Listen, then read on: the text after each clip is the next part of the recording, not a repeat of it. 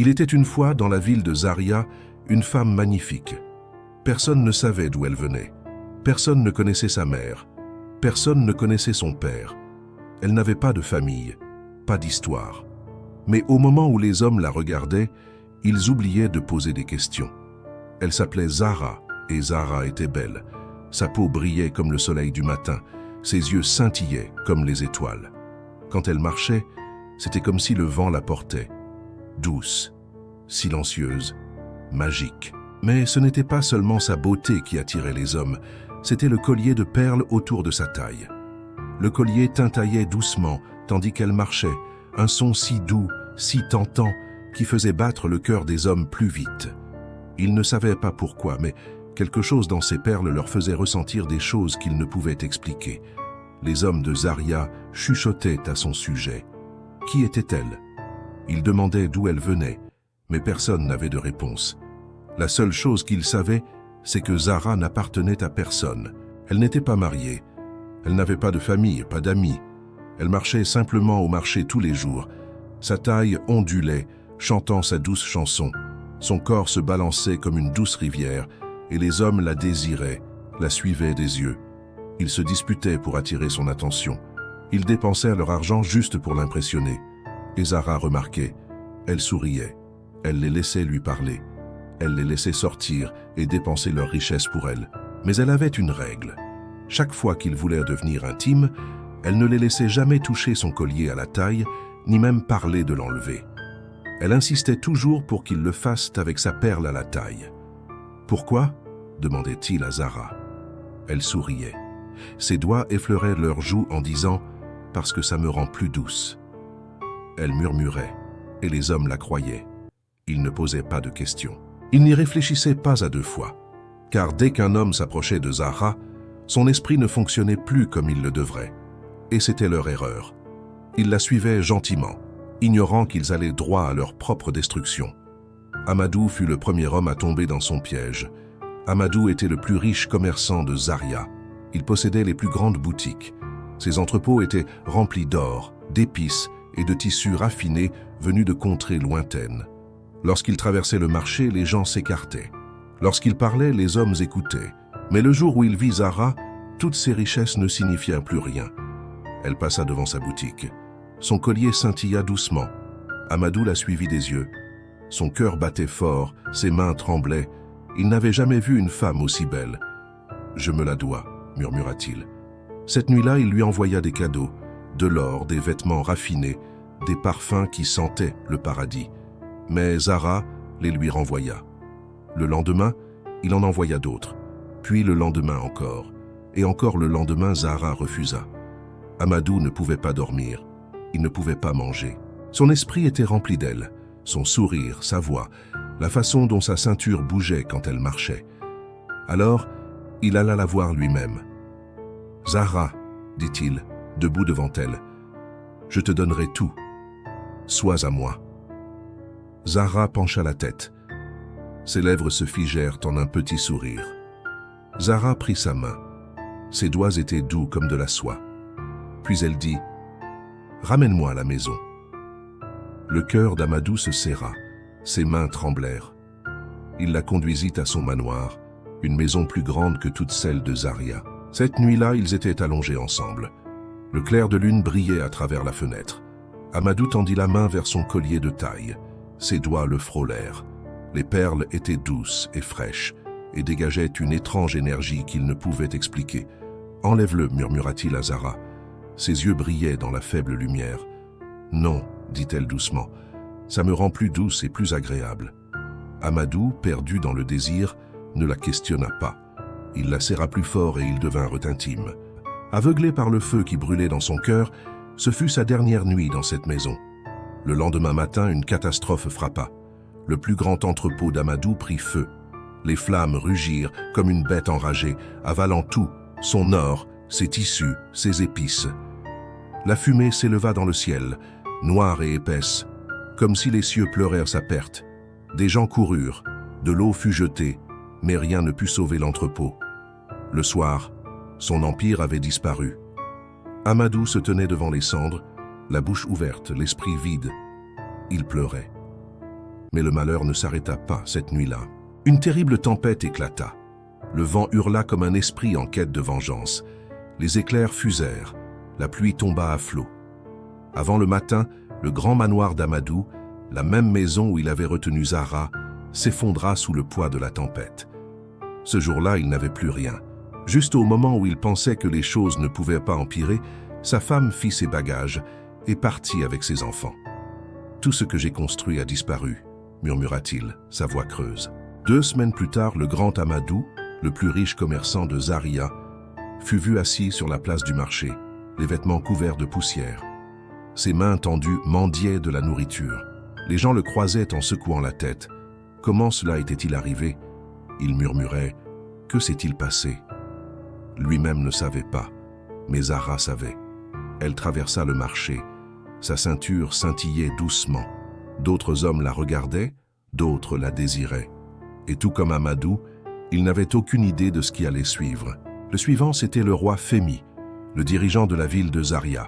Son nom était craint, sa voix était grave. Il avait des épouses, de nombreuses épouses, des serviteurs qui couraient à ses ordres. Ses guerriers étaient forts, ses ennemis tremblaient devant lui.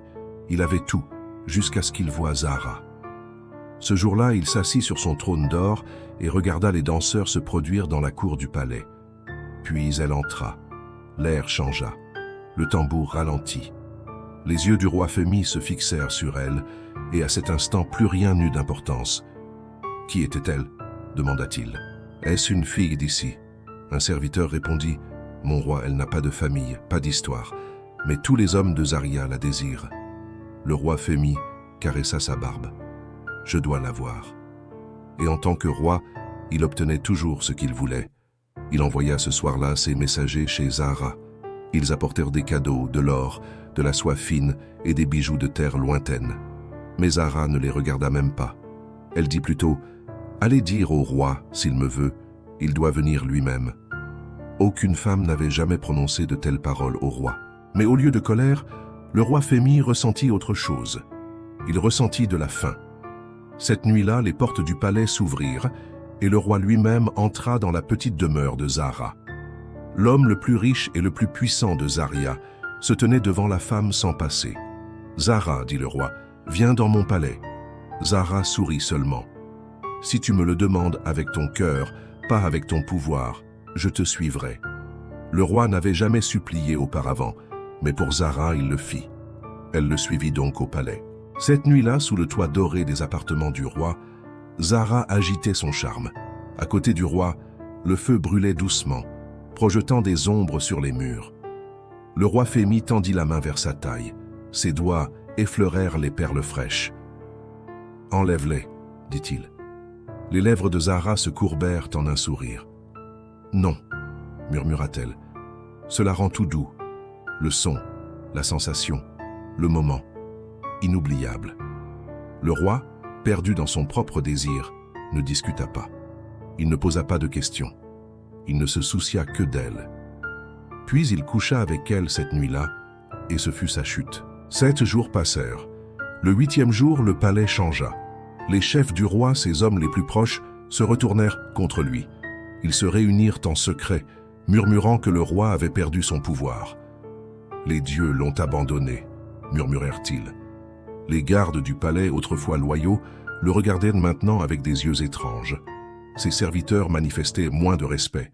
Même ses femmes l'évitaient. Puis, les désastres commencèrent, un par un. Ses meilleurs guerriers tombèrent malades. Son bétail mourut du jour au lendemain. Ses trésors, son or, son ivoire et ses pierres précieuses rares, disparurent comme si la terre les avait engloutis. Le peuple de Zaria devint agité. Les femmes du marché sifflèrent son nom à voix basse. Les anciens secouèrent la tête.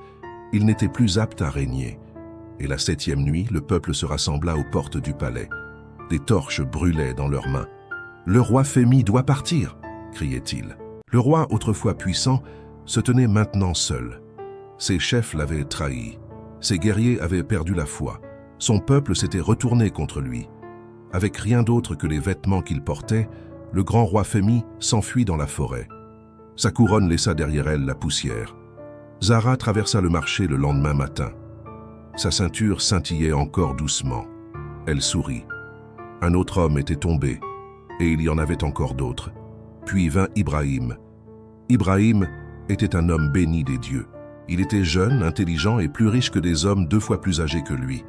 Tandis que d'autres peinaient à compter leurs pièces, Ibrahim comptait des liasses d'argent dans son bureau de banque. Il avait une femme magnifique, du genre à faire tourner les têtes lorsqu'elle marchait. Ses enfants étaient brillants et pleins de rire. Sa maison était grande, avec un sol en marbre et des domestiques qui s'inclinaient à son entrée. Tout était parfait, jusqu'à ce qu'il voie Zahra. Ce jour-là, Ibrahim était au marché. Son esprit était occupé. Puis un léger tintement effleura ses oreilles. Il se retourna et elle était là. Zahra. Sa ceinture brillait sous le soleil de l'après-midi. Sa peau était douce comme de l'huile de palme fraîche. Ses yeux étaient profonds et sombres, comme la rivière la nuit. Ibrahim oublia tout, sa femme, ses enfants, ses affaires. Il ne voyait qu'elle. Il la suivit, son cœur battant la chamade. « Zahra, dit-il en lui barrant le passage, je dois t'avoir. » Zahra sourit. Elle demanda en inclinant la tête, « S'il te plaît ?» Ibrahim déglutit difficilement. « S'il te plaît, murmura-t-il, je ferai tout ce qu'il faut. » Zahra le regarda un long moment, puis elle toucha sa main. « Viens, dit-elle. » Cette nuit-là, Ibrahim était allongé à côté d'elle. Ses doigts parcouraient sa peau douce. Il attrapa sa taille, sentant les perles lisses sous sa paume. « Pourquoi ne l'enlèves-tu pas ?» demanda-t-il en souriant. Zahra sourit. Sa voix était douce comme une mangue mûre. « Non, murmura-t-elle. Ça me rend encore plus douce. » Ibrahim ne protesta pas. Il était trop absorbé par elle pour s'en soucier. Le lendemain matin, il se réveilla comme un roi. Il embrassa les lèvres de Zahra, s'habilla rapidement et se précipita à sa banque. Son cœur était léger, son esprit était plein de rêves. Mais dès qu'il entra dans son bureau, tout changea. Son patron l'attendait. Son visage était noir comme une tempête. « Ibrahim, dit-il froidement, où est l'argent manquant ?» Ibrahim fronça les sourcils. « Quel argent ?»« Les millions que tu as volés, » rugit son patron. « Les comptes montrent que c'était toi. » L'estomac d'Ibrahim se tordit. « Je n'ai rien volé, » protesta-t-il. Son patron frappa violemment le bureau. « Tu es viré, et j'espère que Dieu te jugera. » Avant qu'Ibrahim ne puisse parler, 2 gardes l'attrapèrent par les bras et le traînèrent hors de la banque. Les gens regardaient, chuchotant.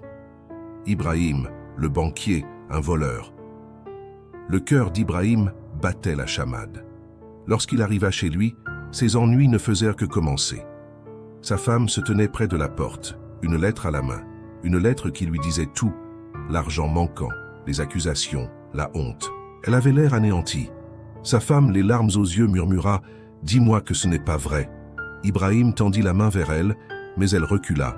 « Je ne sais plus qui tu es, » dit-elle, la voix brisée. « Je ne peux pas élever mes enfants avec un voleur. » Elle ramassa ses sacs, appela les enfants et le laissa ainsi.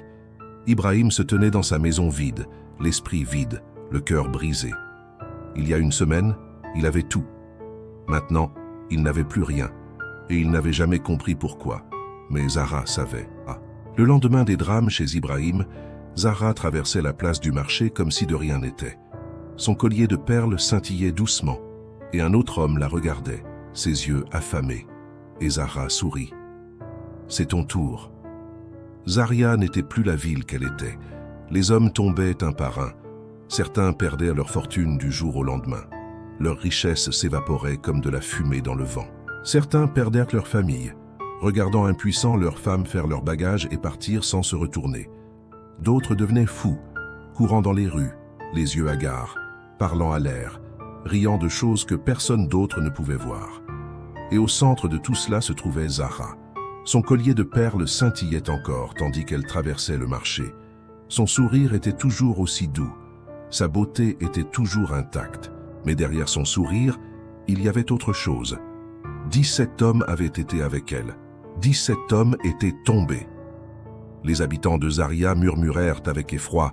« C'est la malchance, » dirent-ils. « Ce sont les dieux. » D'autres chuchotèrent, mais personne ne connaissait la vérité. Les femmes de Zaria, voyant comment les hommes vénéraient Zahra, commencèrent à porter elles aussi des colliers de perles. Elles traversèrent le marché, leurs colliers scintillant doucement, espérant attirer l'attention. Elles espérèrent détenir le même pouvoir sur les hommes, mais rien ne changea. Leurs perles n'étaient que des perles, leur beauté n'était que beauté. Seule la perle à la taille de Zara portait le secret. Seule Zara avait le pouvoir de drainer, de détruire. Et pourtant, les hommes de Zaria n'ont pas appris. Ils ont vu ce qui est arrivé aux autres, mais ils se sont dit que cela ne leur arriverait pas. Ils ont vu Amadou passer de l'homme le plus riche à la mendicité, mais ils ne se sont pas détournés. Ils ont vu le roi Femi, le puissant roi, poursuivi dans la forêt avec rien d'autre que des haillons sur le dos, mais ils la désiraient toujours. Ils ont vu Ibrahim tout perdre en une semaine, et pourtant, ils la poursuivaient toujours, souriant, la suppliant, prêts à tout risquer. Car lorsque Zara est passée, lorsque sa ceinture a scintillé, lorsqu'elle a regardé un homme et souri, son destin était scellé. Et pourtant, elle n'en avait pas fini. Zara avançait dans la nuit, ses longues tresses caressant ses épaules nues. Sa mini-jupe rouge semblait brûler dans l'obscurité, et les perles mystiques autour de sa taille scintillaient comme des éclats de lune maudite. Les hommes, fascinés par ses courbes et son aura mystérieuse, la regardaient avec désir, sans savoir que leur regard les condamnait déjà. Dans son sillage, il y avait toujours une tragédie. Celui qui osait poser la main sur elle voyait son destin brisé, faillite soudaine, maladies inexpliquées, accidents terrifiants. Les anciens du quartier murmuraient qu'elle avait été choisie par des forces obscures, que ses perles n'étaient pas de simples ornements, mais des chaînes invisibles qui liaient les imprudents à leur perte. Un soir, dans un bar étroit à la lumière tremblotante, un jeune homme ivre tenta de l'attirer à lui. Son rire résonna une dernière fois avant qu'il ne s'effondre, les yeux révulsés, comme si son âme avait été aspirée. Zara, sans un mot, tourna les talons. Les gens n'osaient pas l'arrêter. Ils savaient que s'interposer, c'était signer son arrêt de mort. La légende de Zara n'était pas qu'un récit effrayant. Elle rappelait une vérité que beaucoup refusèrent d'entendre. Toutes les femmes ne portent pas la lumière. Certaines sont des énigmes, enveloppées de beauté, mais derrière leur éclat se cache un abîme. Zara en était la preuve vivante. Un visage d'ange, un corps sculpté, mais une aura de ténèbres. Ceux qui confondèrent le désir avec la destinée payaient le prix fort. Alors, hommes, prenez garde. La beauté n'est pas toujours bénédiction. Parfois, elle est le masque parfait du malheur. Chers amis, n'oubliez pas de liker la vidéo et de vous abonner. Dites-nous en commentaire ce que vous en pensez sur une autre vidéo.